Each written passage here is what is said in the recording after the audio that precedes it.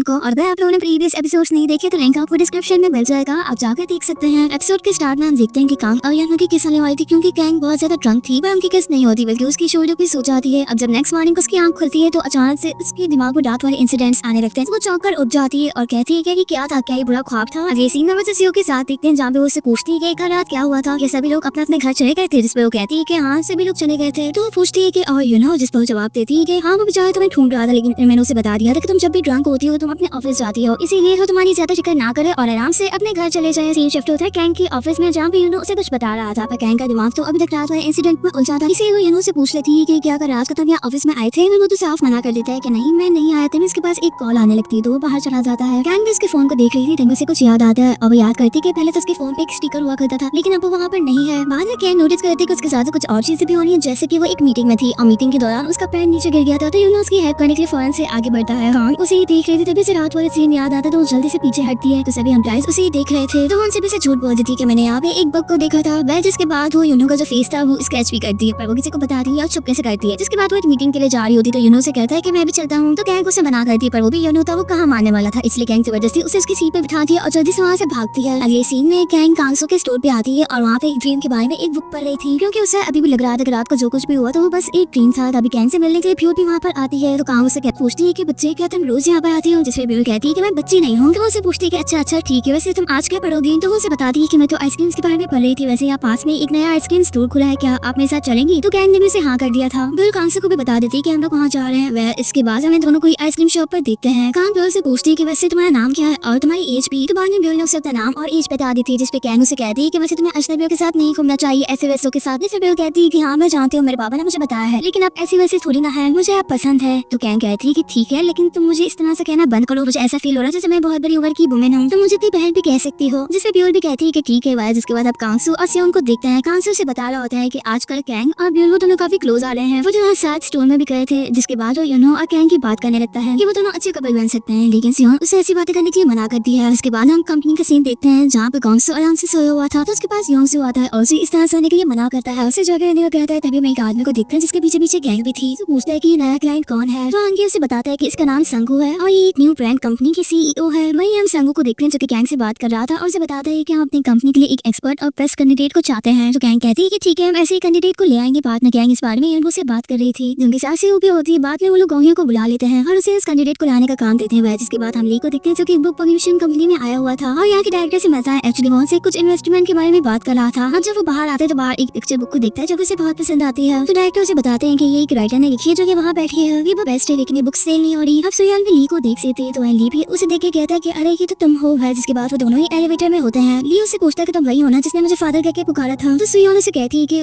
उस इंसिडेंट के लिए मुझे माफ कर देना। ली उससे पूछता है कि तुम इतनी बेहतरीन पिक्चर बुक कैसे लिख लेती हो, मतलब तुम किससे इंस्पायर होती हो। तो सुयान कहती है कि पहले तो मैं सुकून से एक जगह पर बैठ जाती हूँ और तब तक अपने बालों को नोचती रहती हूँ जब तक मुझे कोई अच्छा सा आइडिया नहीं मिल जाता। तो बाद में उसे ऑटोग्राफ दे देता है। जिसके बाद कैंग को दिखाया जाता है जो कि मीटिंग कर रही थी। गोंग ये बता रहा होता है कि मैंने कैंडिडेट की लिस्ट को तैयार कर लिया और इनमें से जो मेरा फेवरेट कैंडिडेट है वो ये है और इसका नाम मेंसियोक है। गोंग ने मेंसियोक से मीटिंग नहीं थी, लेकिन अगले सीन में हम देखते हैं कि ली जब ऑफिस में आते हैं तो कंपनी में बिल्कुल सन्नाटा छाया हुआ था। तो प्यूअर से पूछते हैं कि आखिर आधा चल क्या रहा है। इसे प्यूअर से बताती है कि मेंसियोक को करियर में कंपनी ली गई है। तो वहीं अंदर कैंग गोंग को बहुत डांट रही थी और कहती है कि ऐसा कैसे हो गया, तुमने आखिर ऐसा कैसे होने दिया, क्या तुम्हें ऐसी बात का नहीं पता था। वो सीक्रेटली दूसरे एडिटर कंपनी से मिल रहा है। बाद में ली अंदर आता है और गोंग की हेल्प करता है। उसे कहते हैं कि हम संगू से मीटिंग करते हैं, देखते हैं क्या होता है। जिसके बाद मीटिंग का सीन दिखाया जाता है जहाँ पे संगू कहता है कि ऐसा कैसे हो गया। वो बहुत ज्यादा गुस्से में था, लेकिन कैंग कहती है कि हम किसी और कैंडिडेट को ढूंढ लेंगे। बाद में जब वो धीरे बाहर आते हैं तब गोंग बार बार उसे माफी मांग रहा था, लेकिन कैंग ने उसे कह दिया था कि तुम्हें फिर से किसी और कैंडिडेट को ढूंढना होगा। तो वहीं हम हाइजन को देखते हैं जिससे जॉन नाम बात कर रहा था और ये वही है जिसने वेंसियो को अपनी कंपनी में ले लिया था। गाइस याद आया ये कौन है? अरे ये वही है जिसके एपिसोड 1 में कांग ने गुस्से में से बाहर अपने ऑफिस से निकाल दिया था और इसे अब कैंग से बदला लेना है, इसीलिए जॉन नाम ऐसा कर रहा है। अगले सीन में गोंग काफी कैंडिडेट से बात करते हैं, लेकिन हमसे कोई बात नहीं बनती। किसी के पास एक्सपीरियंस की कमी थी तो किसी की कोई और प्रॉब्लम थी। उन्होंने ये सब कुछ देख रहा था। अभी बाद में से खाना खाने के लिए बाहर ले आता है। गोंग बहुत ज्यादा परेशान था और उसे कहता है कि अब मैं क्या करूं, अगर मुझे कैंडिडेट नहीं मिला तो कैंग तो मुझे कंपनी से बाहर निकाल देगी, कैंग तो मुझे कंपनी से बाहर निकाल देगी। जिस भी उसे कहता है कि सबसे पहले तुम्हें सबसे पहले फेमस रीब्रांड और ये कंपनीज को सर्च करना है। गोंग बाद में कैंग से मिलता है और उसे सब कुछ बताता है, जिसपे कैंग कहती है कि ठीक है। हम ब्लॉग में कैंग और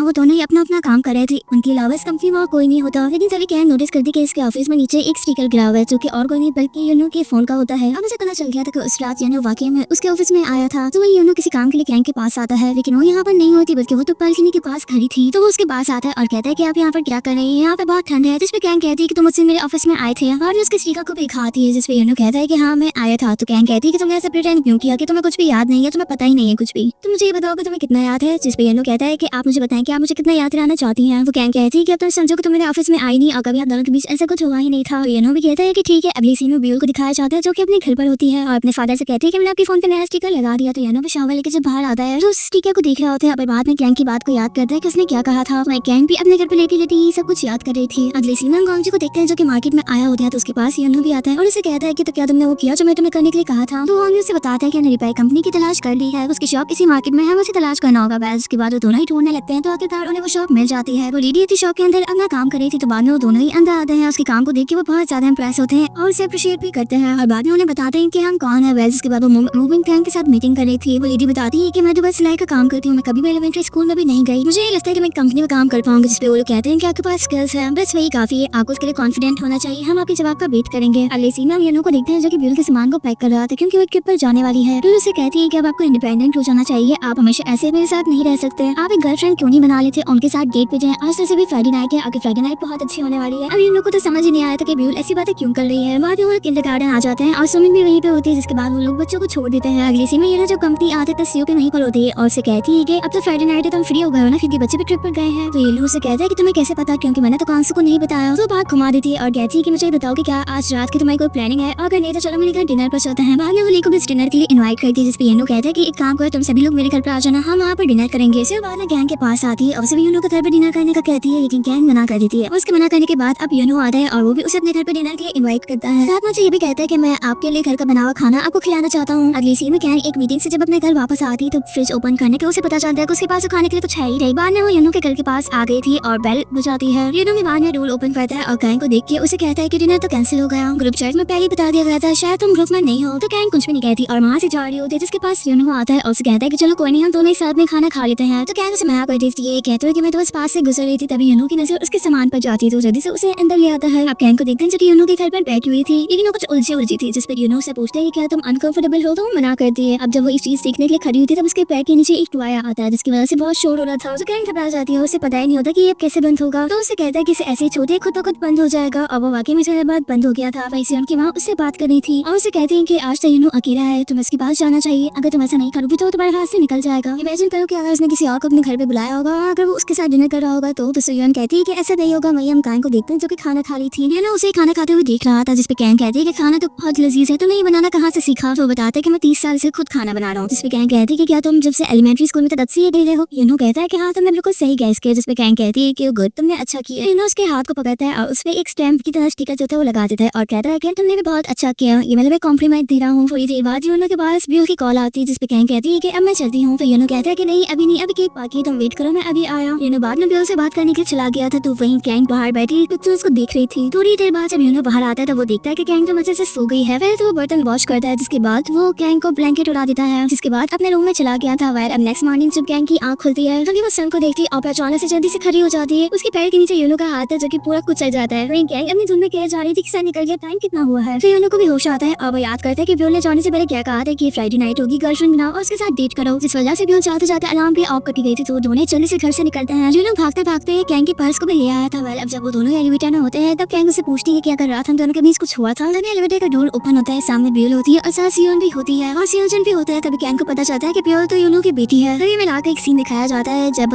यूनो अपने रूम में गया था तो वो एक बुक पढ़ रहा था, तभी उसे रोने की आवाज आती है। जब वो बाहर आता है तो वो देखता है कि गैंग तो रो रही थी और कह रही थी कि प्लीज मत जाओ। फिर यूनो उसको रिलैक्स करने के लिए उसका हाथ थामता है और कहता है कि सब कुछ ठीक है। और इसी सीन के साथ हमारे एपिसोड यहीं पे एंड होता है। आई होप कि एपिसोड आपको पसंद आया होगा।